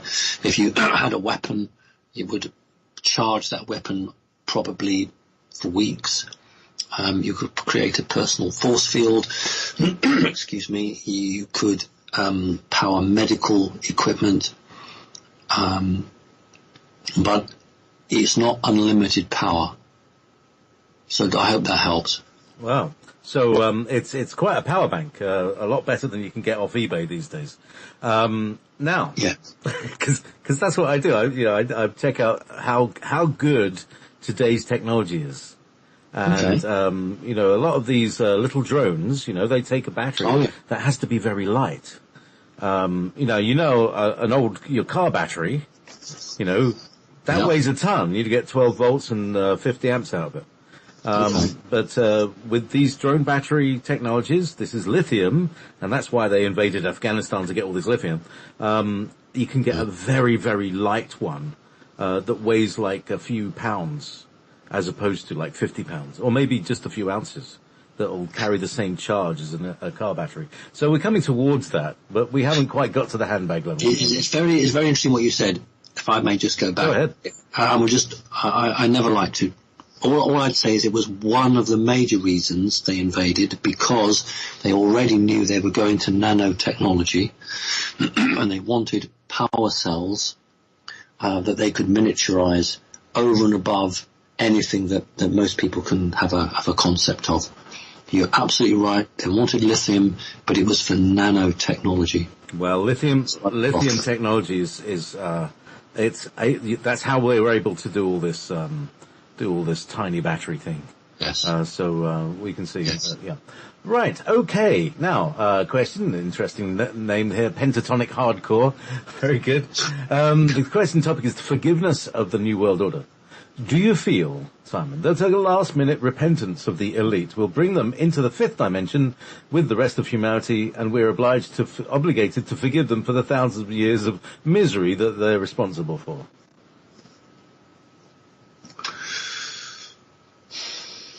Well, I haven't gone dead on you. I'm just trying to search my own I can hear you breathing.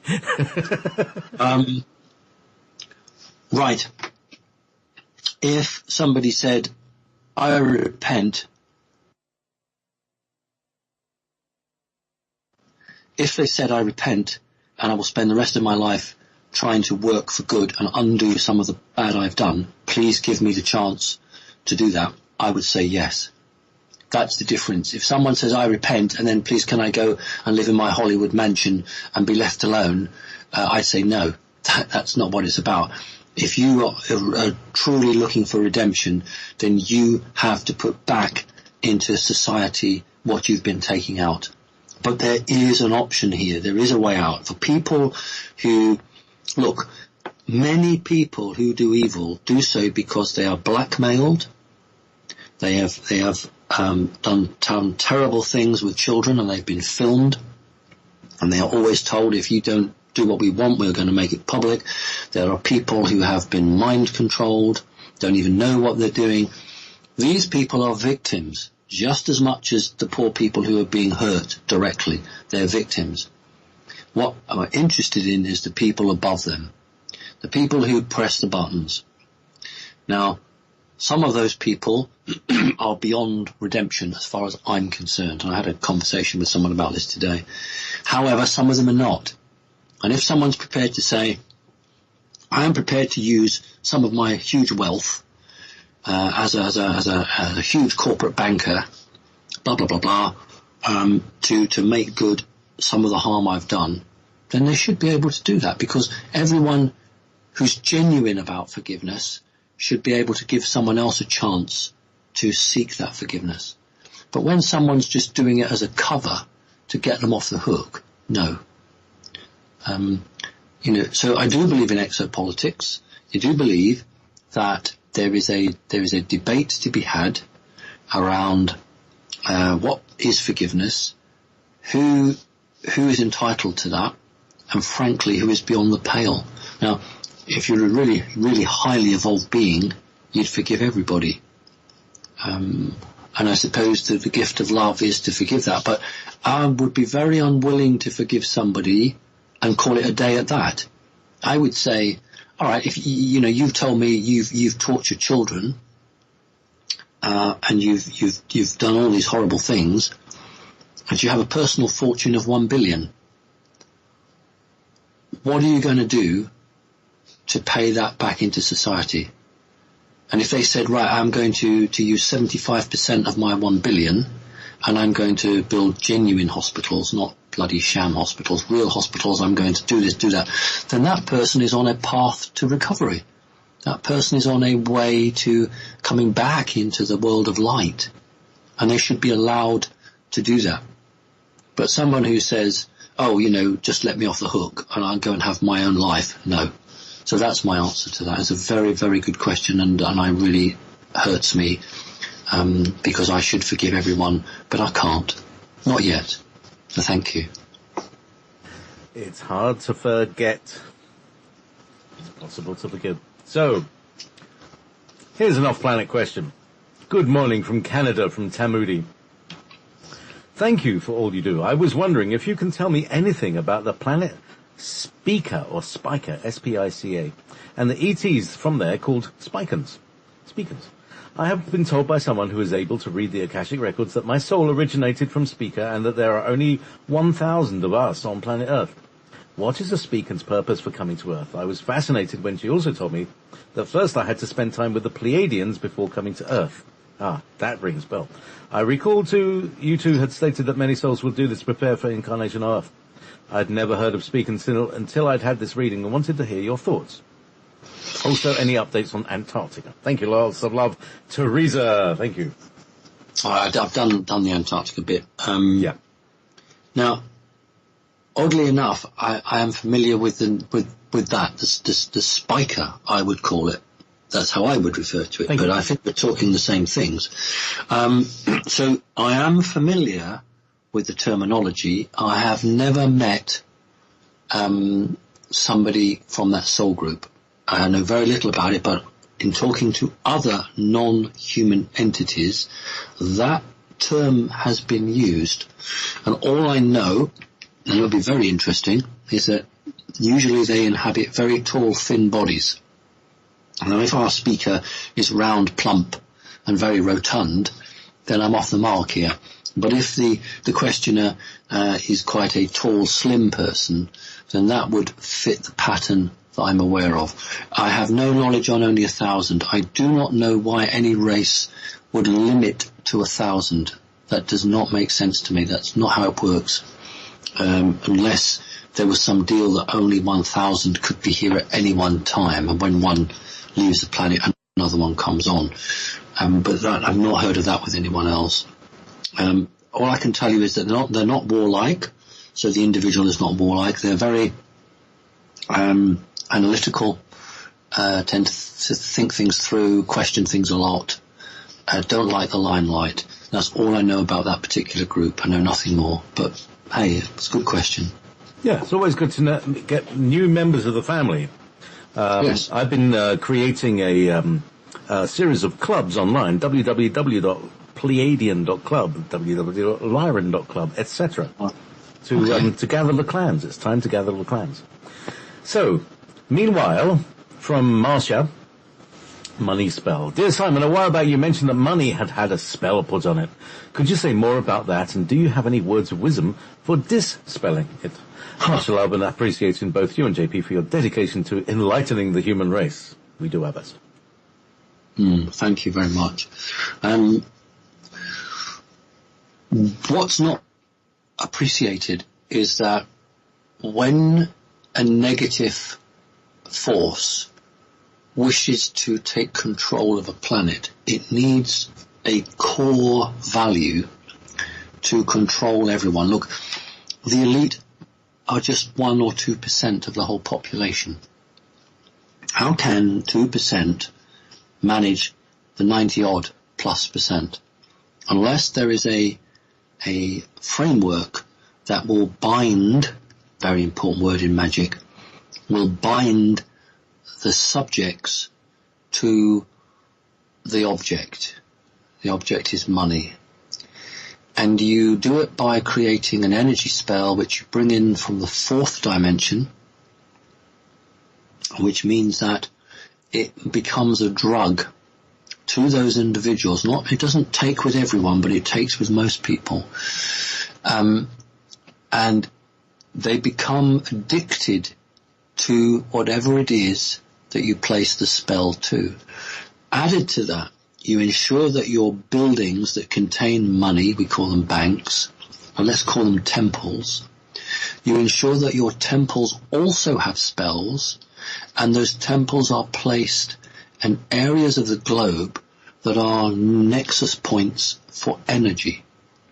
And you can bounce evil energy from one nexus point to the next. Very interesting that in Great Britain, there are certain places where they've removed banks, they've closed banks in certain towns, and they've taken the cash machines out because the positive energy, I'm thinking of Glastonbury as one point. Yes, I know that there's negative energy and positive energy in Glastonbury, but they're fighting.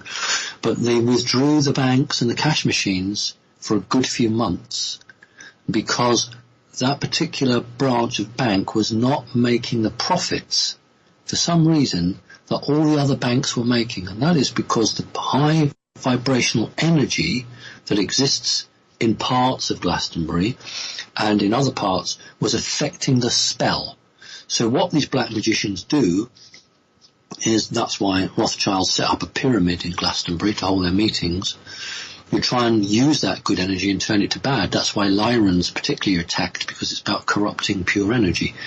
So when the negative energy is attacked, the first thing they do is close the bank and move it. Actually, what happened was all the high street shops said, you're killing our business. Because tourists are coming here and can't get any money out the hole in the wall, so they had to bring the damn thing back. But a spell was placed which meant that it became embodied into the consciousness and the psyche of humankind on the planet. It didn't matter what race you were, whether your money was little cowrie shells with holes in you wore around the neck, or whether it was 50-foot stones. It didn't matter. It was the concept of I must have, this is mine. And so everything else is built on that, and you have concepts built on that. So if you can take away the spell and replace it with something that is more supportive of humanity, all of the other pillars that the system has built to lean against the spell of money will have to change. And I've often said this on this radio show. You can't change the big pharmaceuticals. You can't change the way the courts work unless you change the core. That's why the spell was placed on it, because these people were incredibly clever. I get cross when people, try and make fun of them. They were brilliantly clever. They were crazy and evil, but they were brilliant. They were, psychopathically brilliant.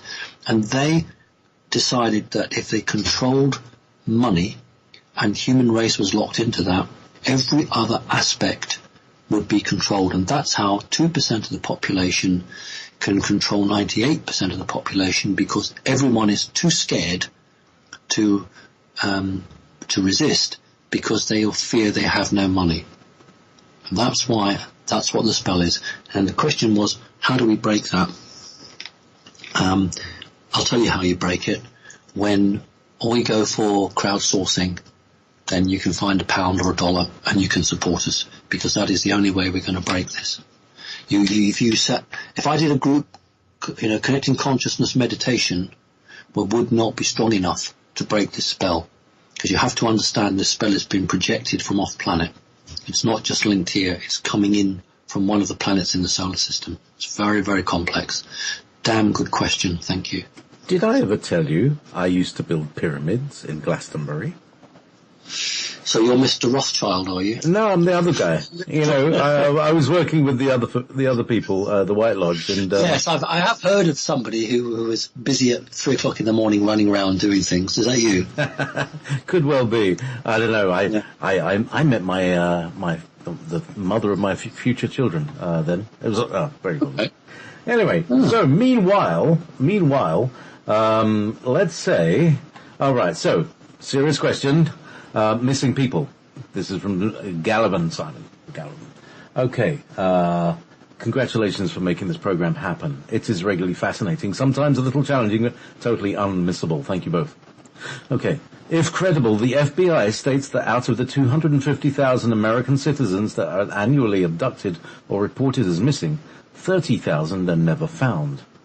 This 30,000 figure represents 0.009% of the entire US population. That's 1/100th of 1%. This percentage of the world population, 7.5 billion, represents 1,111,000 humans abducted each year and never ever found. My question, do you believe that these missing people can be attributed to alien abduction? And if so, is the truth-seeking movement devoting enough time to discussing this phenomenon? From Simon G. Right, how much time have we got? I'm being serious. Right. We've got about 13 minutes. Okay. Right. Right, let me start off with this. It is now almost impossible deliberately to obtain accurate figures from any government about the number of missing children or persons. Even under freedom of information, they will refuse under the guise that they don't have that information or they can't coordinate the agencies. Up to about 5 or 6 years ago, you could legitimately get this from most governments, but many governments will not give you this. What's very, very telling is that the number of missing children specifically seems to be around the same percentage, whether it is America, Canada, Australia, or Great Britain. It is absolutely uncanny that the number missing is consistent in those countries. Now, why is that when the culture of those countries is remarkably different? No, this is not alien abduction.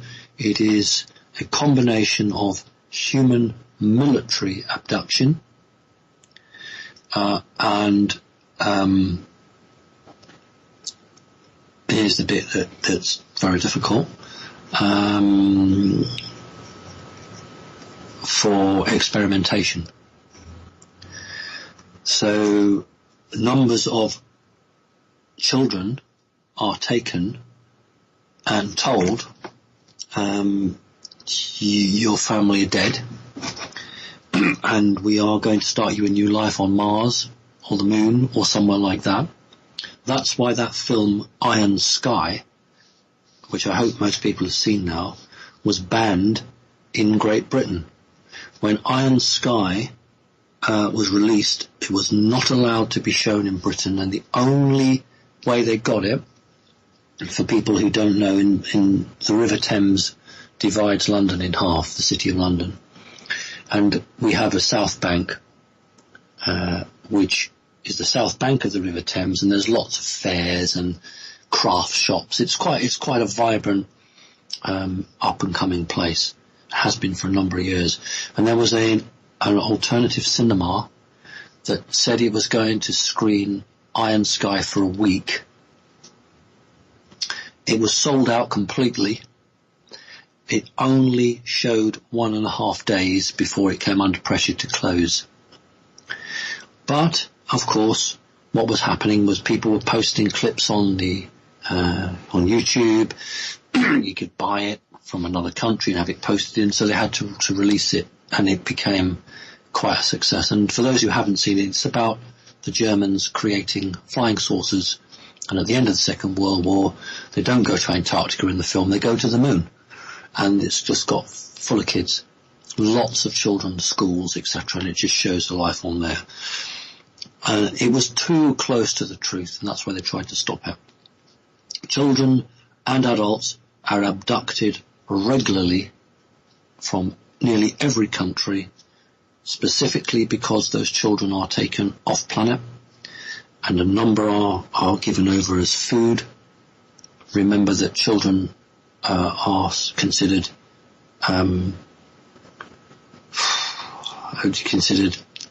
I don't know what the word is here. They prefer children to adults. And that is why those figures are so accurate.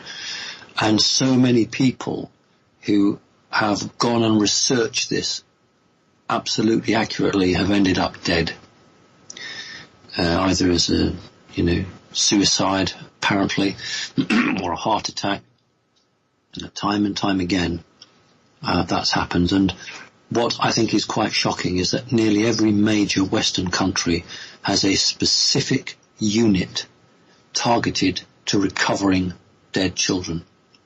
And what they say is paedophilia, or what have you. And in this country, and I'm sure in America, there have been a number of high-profile cases where children have been taken and then cut up. And they'll say it's some crazed lunatic or what have you. There's a lot more to it than that. So this is when I said earlier about I can't forgive certain people. And those people that perpetrate that, I certainly couldn't forgive them. And it's an industry.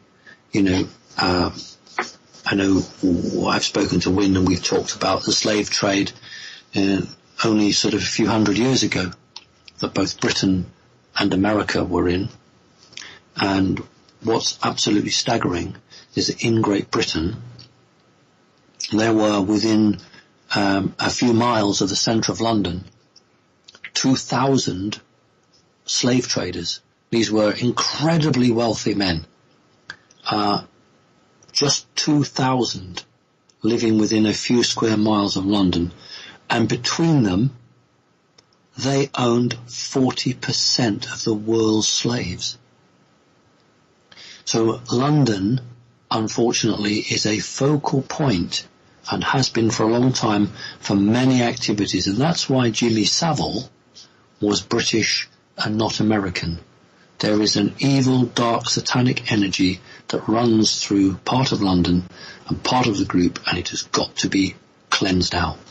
So that's why I said how much time we got. I'll stop it there because I want to take some more questions. I do not want to end this show on that question. It's a damn good question. I had to cover it, but I want to end on a much more positive note. Thank you. Okay, thank you. Right, so a quick question about Anu, right? Are there two Anus? The father Anunnaki beings, Enlil and Enki, is Anu. Is their father the Alpha Draconian Lord you have referred to as Dad in the past? Or is this an Anunnaki king named after Anu the Draconian?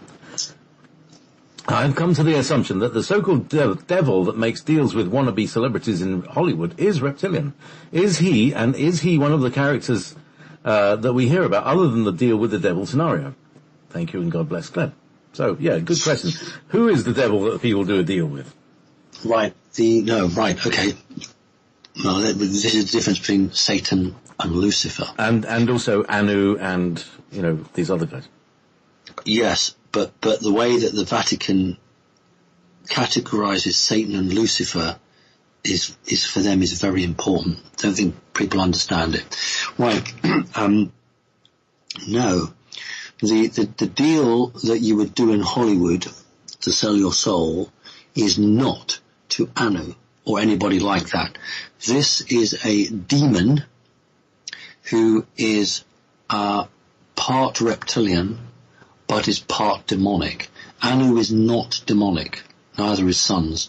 But there are energies that exist in the fourth dimension, and I'm not talking jinn, that are fourth dimensional, that are a reptilian creature, but are energy-based demonic, and these can possess people. This is the deal, this is the being, I should say, that those people would do a deal with. That is the creatures, not Anu. Right. There's only one Anu, or at least there is only one High Lord King, Enlil and Enki. Remember that Enki was the firstborn son and should have been the new Anu. He should have been the new High King. And then Enlil was born, but because Enlil was born of a half-sister, although he was second in line, he was more pure bloodline, and that is why in Assyria and in the Egyptian pharaohs, you made your sister pregnant, or you made your half-sister pregnant, because that was the only way that child was going to become a pharaoh. Now, in our society, it is incestuous and it's illegal to have sex with your brother or your sister. But in Anunnaki times and reptilian times, that was the only way that child could become an official leader. And that's why all these other ancient cultures all followed it, because they were all part of that same project of the Anunnaki. So you had the big battle and the continuing battle between Enlil and Enki. One was the lord of the space, the sky, and one was the lord of the terraforming of the earth. And then the Enki had two sons, I believe. I can't remember what Enlil had, two sons. And so everyone was fighting for what have you. But there is only one High Lord King at any one time. Anu actually wasn't particularly interested. His job, from his perspective, was to keep everyone fighting amongst themselves, because as long as they were fighting each other, they weren't coming after him for his throne. So the deal with the devil is not with Anu, it is with a half demonic, half reptilian entity that has the ability to go inside people. There's a particularly nasty creature to remove from somebody. So yeah, it's a very good question, thank you. Aha. And it was not the devil. Huh? Okay, now let's end on a high note. In fact, so high, the highest note of the frequency, violet, purple energy. Would you be so kind and talk about the violet light, violet flame, if you have any knowledge of Saint Germain also? Thank you so much. Much love for both of you. Thank you for a for a fun work. Must be also correct. Hania from US, Chicago. So, right, okay, so violet, please. I'm not really big on the saints, Archangel Michael or Saint Jerome. I don't really, do much with them. I suppose I don't really understand that side of it. Violet, purple. Remember that the mantis or mantid robe is purple. The ancient Romans used to wear the purple robe. It was seen as the robe of divine ruling. Gods, the colour of the gods. Although their colour purple isn't the purple we have today, but that's by the by. In terms of high frequency, yes it is. It's used for healing. Actually, it can be used to destroy cancer cells. It's not widely known. And also it's approaching superluminal travel.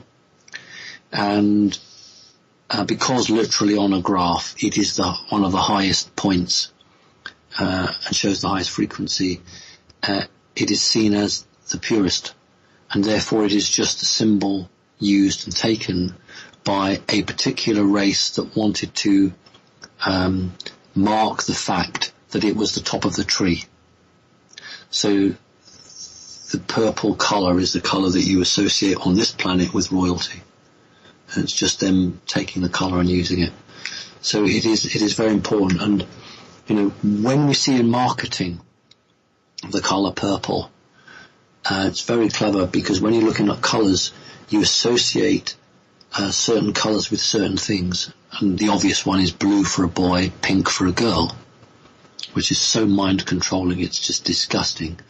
But, there's a particular, my favourite water that I buy from the supermarket has a purple top on it.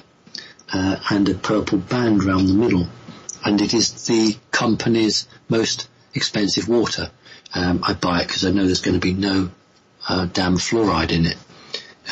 And so purple is always seen as high end, and, you know, other colours are not. Think about a Monopoly board. The cheap property is brown.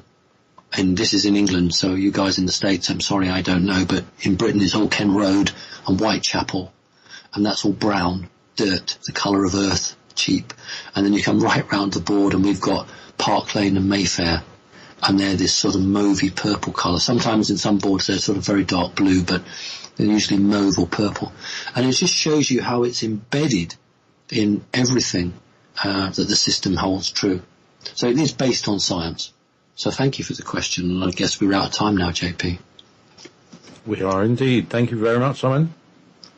Any final thoughts?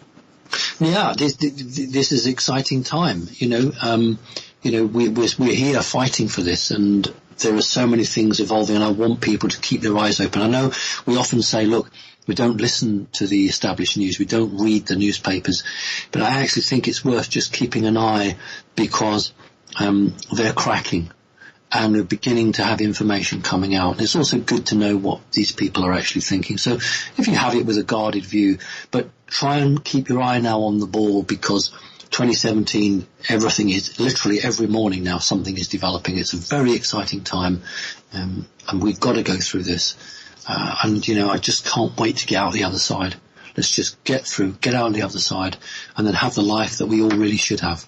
And, we just be happy. And looking forward to you sitting in your deck chair with your cup of tea and a bun. Thank you very much, Simon Parkes. Lovely, thank you. A bit of Frank Zappa with Purple Haze after this. Purple Haze, very good.